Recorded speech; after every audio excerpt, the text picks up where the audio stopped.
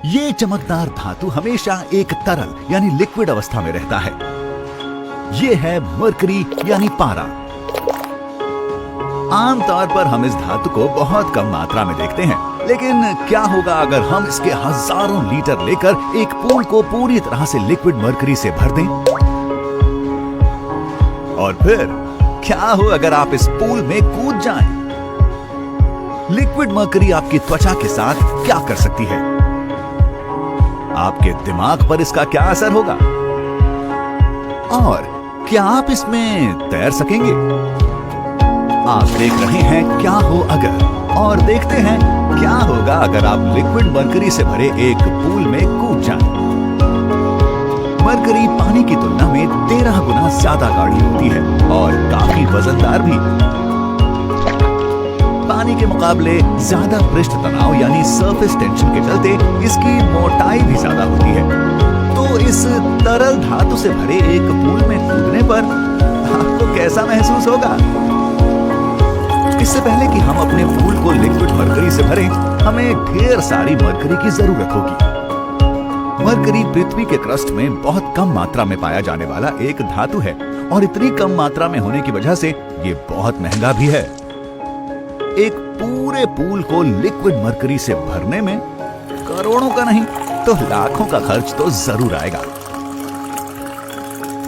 एक बार ये सारी लिक्विड मरकरी आपके हाथ लग जाए तो आप अपना पूल भर सकते हैं। लेकिन क्योंकि लिक्विड मरकरी पानी के मुकाबले ज्यादा भारी है, तो आपको यह ध्यान रखना होगा कि आपका पूल इतने वजन को सहने के लिए तैयार हो। चलिए, हालांकि ये बहुत वक्त और कीमत लेने वाला काम था, पर आखिरकार हमारा पूल लिक्विड मरकरी से भर चुका है और अब वक्त है इसमें छलांग लगाने का।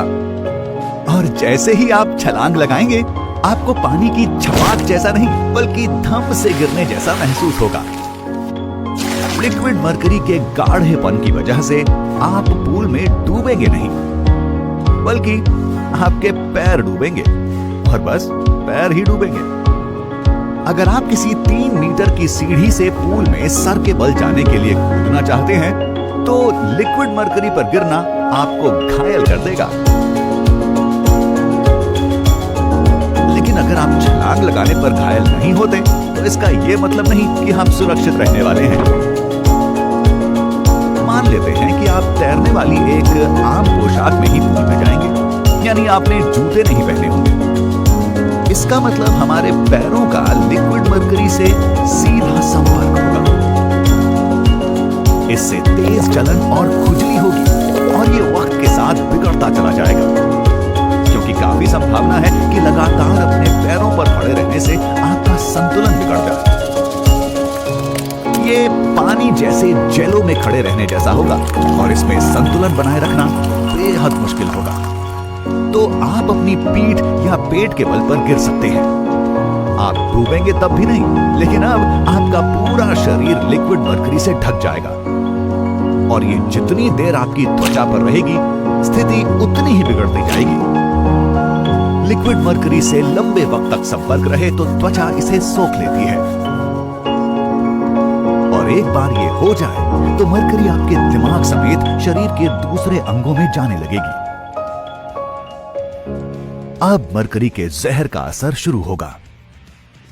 और अगर आपको लगता है कि एक वेट सूट पहनकर मरकरी को अपनी त्वचा से पूरी तरह से दूर रखने से आप इस दिक्कत से बच सकते हैं, तो दोबारा सोच लें।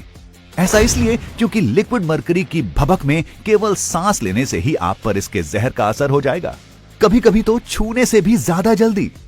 जितनी देर आप पूल में रहेंगे, उतना ही बुरा महसूस करने लगेंगे। शुरुआत होगी सर दर्द और चक्कर आने के साथ।